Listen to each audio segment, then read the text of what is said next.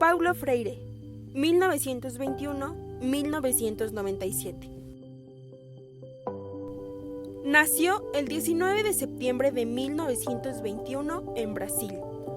Su madre escribió: Paulo nació un lunes de tristeza y aflicciones, pues su papá estaba muy mal, sin esperanzas de restablecerse. Paulito casi sería huérfano al nacer. Sin embargo, el buen Jesús lo liberó de esa desdicha. Le dio de regalo la restitución de la salud de su papá. Su padre murió cuando Freire tenía 13 años de edad. A los 10 años se fue a vivir a Jaboatão, en donde aprende el sufrimiento, el amor y la angustia de su propio crecimiento. Aquí también sintió, aprendió y vivió la alegría de jugar fútbol, nadar desnudo en el río y ver trabajar a las mujeres lavando en las piedras la ropa de su propia familia y la ropa de los ricos. Aprende a cantar y a saborear las cosas que tanto le gustó hacer para aliviar el cansancio y las tensiones de la vida diaria. Estudió filosofía en la Universidad de Pernambuco e inició su labor como profesor en la Universidad de Recife, como profesor de Historia y Filosofía de la Educación. Concibió su pensamiento pedagógico, que es a la vez un pensamiento político. Promovió una educación humanista, que buscase la integración del individuo en su realidad nacional. Fue la suya una pedagogía del oprimido, ligada a postulados de ruptura y de transformación total de la sociedad, que encontró la oposición de ciertos sectores sociales. Definió la educación como un proceso destinado no a la domesticación, sino a la liberación del individuo, a través del desarrollo de su conciencia crítica. Se casó en 1944 con Elsa María Costa Oliveira, profesora de primaria con la que tuvo 5 hijos. En ese tiempo, Freire trabajó como profesor de portugués en el colegio de secundaria Osvaldo Cruz, donde él mismo había estudiado. Aunque él aspiraba a ser educador, se graduó en leyes en la Universidad Federal de Pernambuco, por ser la única carrera relacionada con las ciencias humanas. No existían cursos de formación de educadores. Después de ejercer una corta carrera como abogado, regresó a su labor de enseñanza, luciendo su figura alta y delgada en ropa de luto como una expresión de protesta y tristeza a causa de la Segunda Guerra Mundial.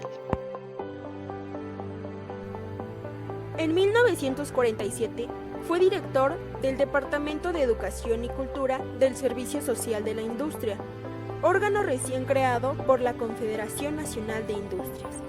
Ahí tuvo contacto con la educación de adultos, trabajadores, y sintió que la nación enfrentaba el problema de la educación y más particularmente de la alfabetización. Junto a otros educadores dirigidos por Raquel Castro, fundó en los años 50 el Instituto Capibaribe, institución privada reconocida en Recife por su alto nivel de enseñanza y de formación científica, ética y moral, encaminada hacia la conciencia democrática. En 1961 fue el primer director del Departamento de Extensión Cultural de la Universidad de Recife. Tuvo sus primeras experiencias como profesor de educación superior en la Escuela de Servicio Social en la misma universidad. En 1959 obtuvo el título de doctor en Filosofía e Historia de la Educación, defendiendo la tesis Educación y Actualidad Brasileña. Fue uno de los primeros 15 consejeros pioneros del Consejo Estatal de Educación de Pernambuco, escogido por ser una de las personas de notorio saber y experiencia en materia de educación y cultura. En 1958 participa en el segundo Congreso Nacional de Educación de Adultos, en Río de Janeiro, donde es reconocido como un educador progresista. A los 75 años, Paulo Freire muere el viernes 2 de mayo de 1997. Jürgen Habermas, Alemania, 1929. Habermas parte de una crítica del marxismo, pero no desde una posición ajena o alejada del pensamiento marxista. En Habermas no se ocultan las huellas del marxismo hegeliano y weberiano, sino con una idea reconstructiva, regeneradora, restauradora de la racionalidad crítica. En 1981, Habermas propone la teoría de la acción comunicativa como una posibilidad de salida a la ya diagnosticada condición de la sociedad por parte de sus antecesores, de modo que la TAC se constituye como una teoría social que abarca cuestiones como la ética, la democracia y la política. La TAC se enfoca sobre las interacciones que se dan en los individuos que integran la sociedad, utilizando el lenguaje como medio para la respetuosa de los actos o ideologías de los otros. Habermas entiende por acción comunicativa a la interacción de al menos dos sujetos capaces de lenguaje y de acción, que ya sea entablan una relación interpersonal. Los actores buscan entenderse sobre una situación de acción para poder así coordinar de común acuerdo sus planes de acción y con ello sus acciones. Para entender su propuesta, se analizan a continuación tres elementos: el mundo de la vida como el espacio en el que se interaccionan los hombres, los modelos de acción que se encuentran en la sociedad y la acción comunicativa como actos de habla entre iguales. Además, reconstruye el concepto de acción a partir de la teoría sociológica de Weber, quien distingue entre comportamiento y acción. Para Weber, la acción es un comportamiento humano al que la gente o los agentes asocian un sentido subjetivo. Weber asocia el sentido con las opiniones e intenciones de la gente, que es concebido como un sujeto aislado de las relaciones con otros. Por su parte, para Habermas, el sentido tiene una relación directa con el medio lingüístico de la comprensión. Por lo tanto, el lenguaje es la acción y es un mediador para el acuerdo. Propuso distinguir tres intereses cognoscitivos, cuasi trascendentales e irreductibles, de lo que el filósofo denomina el interés del conocimiento técnico, práctico y emancipatorio. Cada uno de esos intereses prefiguraban los cimientos de tres formas diferenciadas del conocimiento, que arraigan también en dimensiones específicas de la existencia humana: trabajo, interacción y poder. Propuso una serie expresada en lo que llamó la tercera forma de interés cognoscitivo, el emancipatorio, mismo que se presenta como derivado y fundamental. La idea central es que todo el interés cognoscitivo contiene una exigencia intrínseca de comunicación abierta y libre de coacción. Como pensador universal, es un teórico de la democracia, la integración social y la solidaridad. No es un visionario de la revolución y de la emancipación de sujetos metafísicamente preconstituidos o de movimientos sociales. En principio, la teoría crítica de Habermas es autoentendible, tanto desde la reflexión sociológica como desde el horizonte del pensamiento filosófico. Esa autocomprensión teórica alcanza la propia complejidad de las relaciones entre individuo y sociedad. Su pretensión consistió en superar una relación entre teoría y práctica, reducida a la historia del saber objetivamente, pero que también ha exaltado la autorreflexión del sujeto histórico, entendido universalmente como género humano. Por ello, según Habermas, esa doble contradicción se desplazó hacia el conflicto entre sistema y mundo de vida, ya la cuestión de la legitimidad ahora en un sentido post nacional. Entre sus principales escritos destacan Historia y crítica de la opinión pública, 1962, Teoría y práctica, 1963, La lógica de las ciencias sociales, 1967, Conocimiento e interés, 1968, Ciencia y tecnología como ideología, 1968, Cultura y crítica, 1973, La crisis de la racionalidad en el capitalismo evolucionario, 1973, La reconstrucción del materialismo histórico, 1976, Teoría de la acción comunicativa, 1981, Conciencia moral y acción comunicativa, 1983, El discurso filosófico de la modernidad, 1985. En 2003 le fue concedido el Premio Príncipe de Asturias de Ciencias Sociales y en 2005 el Premio Holberg. Michael Apple nació el 20 de agosto de 1942. Fue profesor en escuelas primarias y secundarias de Nueva Jersey, presidente del sindicato docente y es profesor de la Universidad de Wisconsin-Madison. Desde su orientación política y de nueva izquierda, propugna una educación democrática, orientada al bien común, inclusiva, con participación comunitaria y crítica, siendo opositor de la educación neoliberal. El centro de su trabajo intelectual es principalmente la búsqueda de respuestas a las siguientes interrogantes. ¿Cuál es la relación que se mantiene entre la educación y la sociedad de la abundancia? ¿Existe en la sociedad un poder ideológico-cultural de tal envergadura cuyo resultado será imponer una victoria monolítica total? Apple entiende por poder al poder político, económico y social que se puede exteriorizar. Apple responderá a esta serie de preguntas a partir de una crítica tanto al modelo estructural funcionalista como al reproduccionista de la educación. Demuestra que el sistema educativo está enmarcado con escenarios de dominación, contradicción y resistencias, afirmando que gracias a la capacidad de resistir que han tenido ciertos grupos sociales oprimidos, el sistema ha podido modificarse y estos sectores han cambiado su calidad de vida.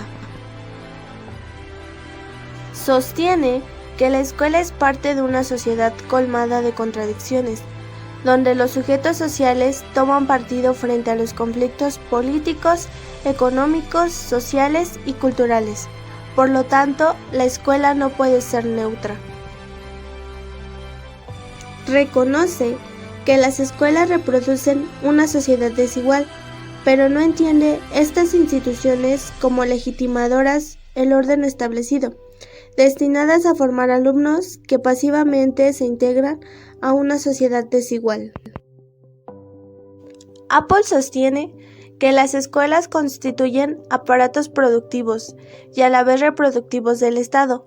La escuela produce un conocimiento técnico y administrativo que es necesario para el capital y el poder. Al mismo tiempo, en las instituciones educativas se forman modelos de vida por medio de las vivencias de interacciones cotidianas, las cuales van a desempeñar un papel importante para reproducir el orden social, económico y cultural dominante. A diferencia de los reproduccionistas, sostiene que la escuela constituye tan solo un espacio entre las múltiples relaciones sociales organizadamente opresoras, es decir, hay que contextualizar su ubicación y ponderar su importancia. Va a constatar que la educación está directamente integrada a un proyecto económico que él denomina neoliberal. En su obra Ideología y Currículum, propone un currículum humanista. Trata del currículum oculto y de cómo el currículum se convierte en instrumento de las clases dominantes y de segregación social. Rechaza el conductismo y las disciplinas tradicionales, así como la distribución inequitativa del capital cultural. Hace un análisis crítico de la tecnología en el aula, que desplaza la figura del docente y crea una brecha entre alumnos con más posibilidades de acceso a las nuevas herramientas con respecto a aquellos que no pueden poseerlas.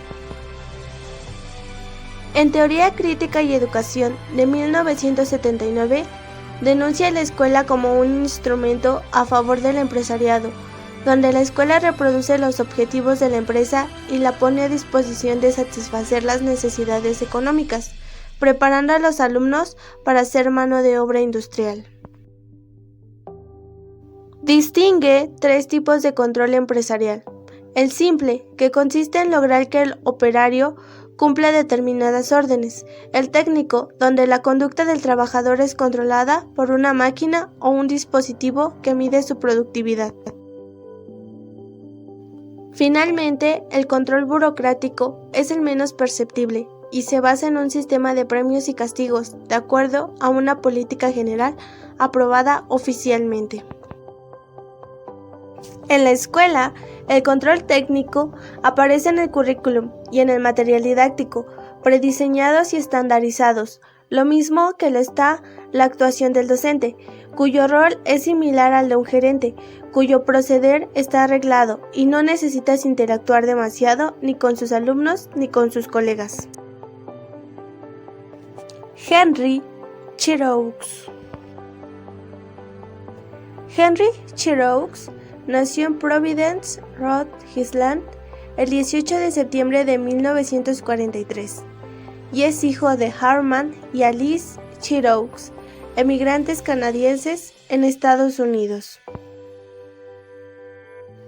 Es uno de los principales exponentes en Estados Unidos de la pedagogía crítica y concretamente de lo que él denomina como la pedagogía fronteriza, que se nutre básicamente de dos fuentes teóricas: el posmodernismo crítico y la pedagogía crítica. Su licenciatura la realizó en la Universidad de Maine, recibió el grado de maestría en la Universidad Estatal Apachigual y obtuvo el doctorado en la Universidad Carnegie Mellon el año de 1977.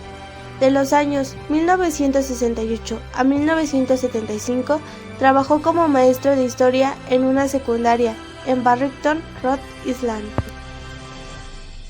Se inició como docente en el área de educación en la Universidad de Boston en los años de 1977 a 1983, año en que se trasladó a la Universidad de Miami en Oxford, donde adquirió renombre como académico y fue director del Centro para la Educación y los Estudios Culturales.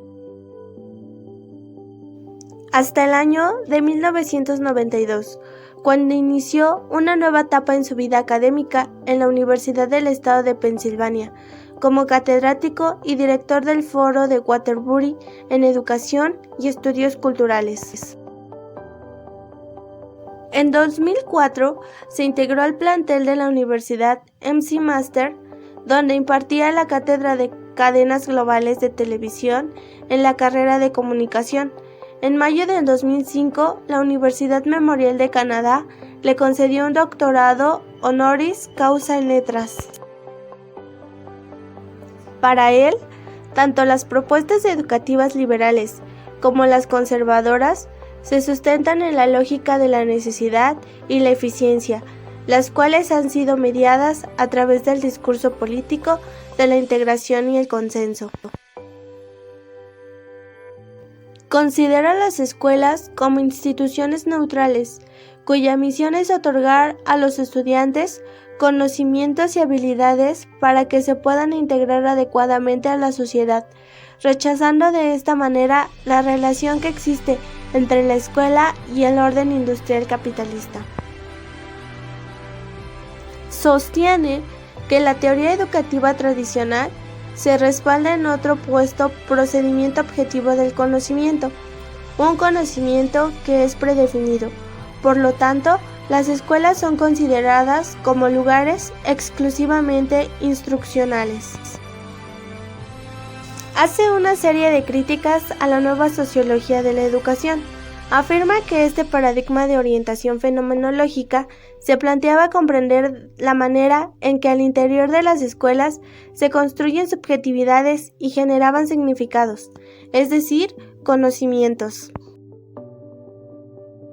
Uno de los principales objetivos de Giroux fue construido y proponer un modelo educativo que contribuyera a la educación ciudadana para el ser humano.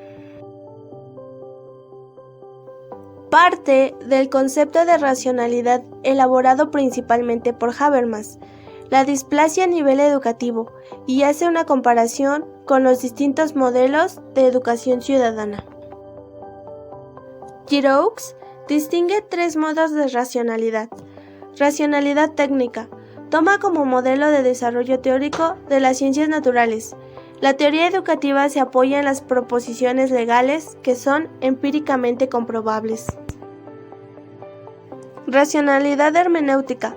Este postulado le otorga mayor importancia a la construcción social de la naturaleza impuesta en el salón de clases. No comprende que los significados que construyen los objetos, al estar determinados por la ideología, el logia dominante, puede distorsionar la realidad. No tienen en cuenta la relación que existe entre el poder, las normas de los significados que le dan a los sujetos a su entorno dentro de un contexto sociohistórico-cultural. Racionalidad emancipatoria. Tiene como propósito criticar aquello que es restrictivo y opresivo, simultáneamente apoyar la acción que sirve la libertad y el bienestar individual. Peter McLaren, 1948 al presente. 1948. McLaren nació el 2 de agosto de 1948 y fue el fruto de una relación entre Frances Teresa McLaren y Lawrence McLaren, veterano de la Segunda Guerra Mundial. Ambos eran canadienses. Los primeros años de su infancia los vivió en Toronto, Canadá. Es un especialista en psicología del aprendizaje y uno de los principales propulsores de la pedagogía crítica en la búsqueda del conocimiento. Durante sus años educativos llegó a desarrollar textos creativos, actividad por la que recibió su primer premio cuando se encontraba en el colegio, tras crear una historia de ciencia ficción. Antes de cumplir los 20 años de edad, McLaren viajó por Estados Unidos pidiendo a los conductores en las carreteras que lo llevaran con él. Llegó a vivir en San Francisco y Los Ángeles, ciudades donde participó en numerosas protestas y movimientos sociales. Después de conocer a personas influyentes en el mundo de la escritura, comenzó a escribir poemas y cuentos. 1973. Se graduó de la Universidad de Waterloo, ubicada en Canadá, después de estudiar literatura inglesa. Obtuvo una licenciatura en educación tras estudiar en la Facultad de Educación de la Universidad de Toronto. Realizó una maestría en educación en la Universidad de Brook y un doctorado en el Instituto de Estudios sobre Educación de la Universidad de Toronto, ubicado en Ontario. En esta última institución desarrolló un conocimiento profundo del trabajo del antropólogo Victor Turner, quien realizaba un trabajo que acercaba la teoría de la dramaturgia y la antropología. Carrera como docente. Durante 5 años dio clases en una escuela primaria y secundaria. La experiencia le sirvió para escribir uno de sus libros más famosos y por el que obtuvo los primeros puestos en la lista de mayores ventas de Canadá, Cries from the Corridor.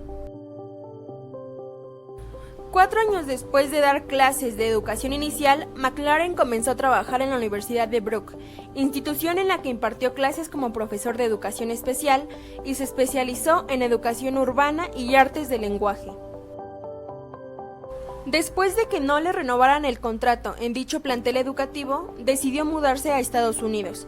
Una vez en el nuevo país, comenzó a impartir clases en la Universidad de Miami. Permaneció allí durante 8 años, periodo en el que conoció al académico Henry Giroux. Por otro lado, McLaren trabajó como director del Centro de Educación y Estudios Culturales, donde obtuvo un reconocimiento académico en la Universidad de Miami. Posteriormente, la Universidad de California, Los Ángeles, le solicitó que trabajara en la institución en 1993. En sus proyectos, trató de investigar la formación de la identidad en las escuelas de una sociedad neoliberal. Para ello, necesitó involucrarse en numerosos proyectos críticos. Su labor fue desarrollar un análisis por parte de profesores y estudiantes sobre cómo se producen los significados que transmiten los textos escolares, así como descubrir los significados políticos e ideológicos que había en ellos. Entre sus propósitos también estaba la creación de una lectura alternativa y nuevas prácticas pedagógicas. 1994. Durante una etapa de su vida, Maclaren se centró en realizar una crítica de la economía política, del capitalismo, el contacto cultural, la identidad racial, entre otros. A partir de 1994, su trabajo se desvinculó un poco del tema educativo. La formulación de una pedagogía crítica se desarrolló para intentar analizar la posibilidad de que ocurriese una transformación de la vida de la sociedad, tanto en el aspecto individual como personal.